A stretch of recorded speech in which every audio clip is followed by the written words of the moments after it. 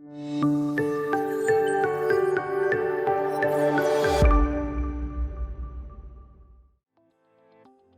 pagi anak-anak. Selamat pagi Bu Erna. Baik anak-anak, kali ini Ibu Erna akan menjelaskan materi baru yang akan kita pelajari di semester ini. Di semester ini kita akan mempelajari tentang daur air. Kalian tahukah pentingnya air bagi kehidupan kita? Untuk mandi, Bu. Untuk minum kita Bu. Oh iya, bisa untuk minum hewan ternak juga. Untuk mencuci baju, motor, atau lainnya, Bu. Wah, ternyata murid-murid Ibu sudah paham ya pentingnya air bagi kehidupan kita ya. Pada saat proyek terakhir ini, kira-kira ingin membuat apa? Bisakah Bu membuat alat penjernih air supaya bersih airnya buat minum Bu? Karena air di rumahku agak keruh akhir-akhir ini. Setuju, Bu. Di rumahku juga. Wah, tentu bisa ya. Nanti kita akan cari bersama bagaimana cara membuat alat penjernih air. Ya, semua murid terlibat ya di dalam pembuatannya. Salam dan bahagia Ibu dan Bapak Guru. Selamat datang kembali di modul persiapan pembelajaran berdiferensiasi. Kali ini kita akan bersama-sama membahas materi tentang bagaimana melibatkan murid dalam pembelajaran di kelas. Sehingga membuat murid lebih dihargai serta menghubungkan materi pembelajaran dengan pengalaman kesehariannya sehingga lebih termotivasi dalam belajar. Seperti yang telah kita pelajari dalam topik disiplin positif, untuk mengembangkan lingkungan belajar yang aman dan menyenangkan, maka perlu praktik komunikasi yang positif. Oleh sebab itu, meskipun pada praktiknya kita menghadapi kebutuhan dan perilaku murid yang beragam, kita masih dapat membuka ruang komunikasi positif melalui manajemen kelas yang melibatkan murid dalam proses pembelajarannya. Seperti Bu Erna, kita banyak menemukan murid yang penasaran dan selalu bertanya. Ketertarikan murid merupakan peluang bagi kita untuk mengajak mereka terlibat dalam proses pembelajaran. Mengapa mereka harus terlibat? Pertama-tama, perlu kita sadari bahwa guru hanya sebagai fasilitator di kelas. Jika kita ingin membuat pembelajaran berpusat pada murid, maka libatkanlah mereka dalam prosesnya. Sehingga pembelajaran pun menjadi bermakna. Bu Erna di atas telah menyebutkan bahwa murid dilibatkan dalam proyek akhir pembuatan alat penjernih air. Selain itu, bagaimana cara lain untuk melibatkan murid? Adapun beberapa contoh bentuk pelibatan murid yang dapat dilakukan adalah 1. Pada tahap perencanaan. Menyepakati target dan tujuan belajar.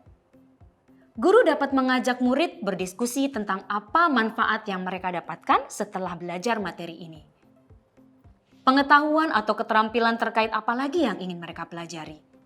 Menentukan sumber belajar termasuk langkah yang akan dilakukan untuk mencari informasi tambahan sesuai dengan materi dan tujuan pembelajaran. Menentukan produk dan format asesmennya. Apakah format asesmen berbentuk proyek, pameran, presentasi, memaparkan pemahaman dengan berbagai media seperti video, komik, gambar, voice note, tes tertulis, dan lain sebagainya. Cara dan strategi belajar. Pelibatan murid juga bisa dilakukan melalui berbagai cara dan strategi pembelajaran. Misalnya, diskusi. Mencari sumber belajar mandiri di mana setiap anak diberikan kemerdekaan untuk belajar dari sumber apapun yang terkait. Boleh buku apapun, video, dan lain-lain. Termasuk kemerdekaan dalam memilih material yang ingin digunakan pada produk akhir. 2. Pada tahap pelaksanaan, guru membimbing untuk murid untuk menyepakati beberapa aturan. Jika diperlukan, juga boleh ditentukan adanya manajer kelas, pengingat waktu, dan pembagian peran lainnya baik dalam kelas atau kelompok. Di mana sebaiknya dilakukan secara bergiliran. Sehingga setiap murid memiliki kesempatan merasakan peran yang berbeda. 3. Pada tahap refleksi. Guru memberikan berbagai jenis asesmen seperti asesmen mandiri, asesmen berpasangan atau asesmen yang dilakukan oleh teman agar murid dapat mengevaluasi proses belajarnya. Murid dapat membuat dan memberikan umpan balik apa yang menurut mereka dapat dikembangkan dan tidak. Apa yang sudah baik dan membantu mereka atau tidak. Serta menyertakan mereka dalam perencanaan perbaikan. Sekarang, mari kita kembali yuk. Bagaimana Bu Erna memantik dan mengembangkan minat muridnya. Pada pelibatan murid kali ini, kita akan fokus pelibatan murid pada tahap perencanaan ya. Bu Erna mengembangkan pemahaman bermakna murid dengan menjelaskan proyek ini dengan bahasa yang dipahami oleh murid. Bu, penjernih air itu seperti apa nanti alatnya, Bu? Pertanyaan yang bagus. Jadi, fungsi utama dari alat tersebut adalah sebagai penyaring air yang tadinya keruh sehingga menjadi jernih. Tapi sebelum menjelaskan lebih lanjut, Ibu mau tanya nih ke kalian. Nanti kalau kalian berhasil membuat alat ini mau dipakai buat apa? Buat penyaring air kolam, Bu. Kalau saya tadi, Bu, mau dijadikan penyaring air bak mandi dan minum. Soalnya di rumah saya masih memakai air sumur. Wah, sepertinya sudah banyak yang tahu ya dan cukup bermanfaat sekali ya. Baik, nanti prosesnya Ibu akan berikan beberapa pilihan dalam proses membuatnya. Bu Erna memberikan pilihan pada murid untuk kerja secara kelompok atau individu. Apakah kalian ingin bekerja secara kelompok atau individu? Secara kelompok saja Bu, agar nanti saat membuatnya tidak kerepotan. Individu saja, Bu. Nanti kalau kelompok saya tidak bisa memiliki alatnya, takut pada rebutan ingin memiliki, Bu. Oh, begitu ya. Kita coba petakan bersama ya. Yuk, kira-kira apa kelebihan dan kekurangan bekerja dalam kelompok atau individu?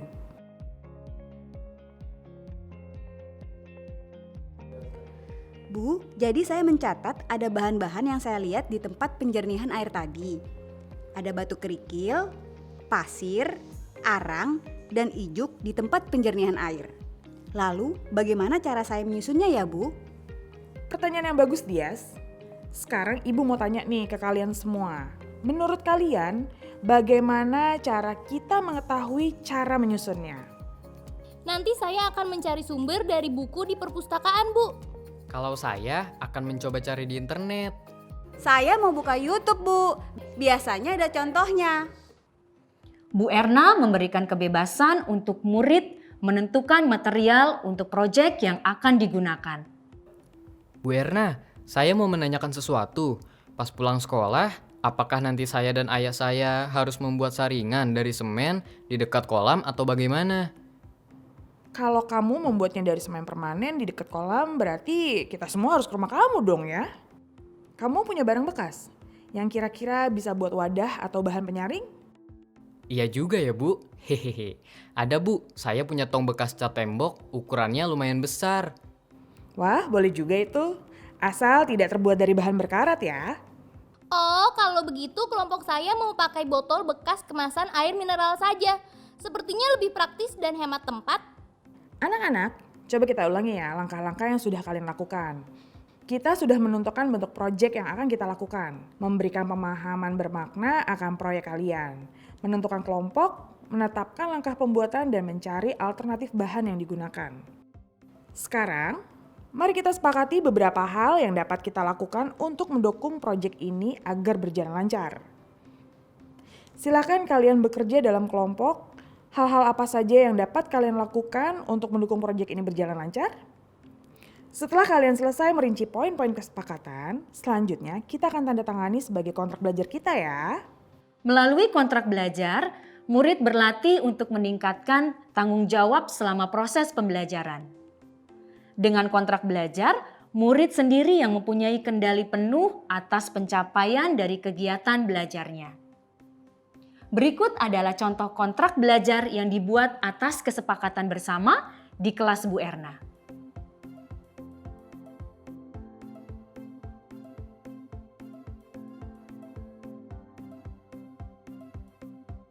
Sekian Ibu dan Bapak sekalian, terima kasih sudah bersedia belajar bersama.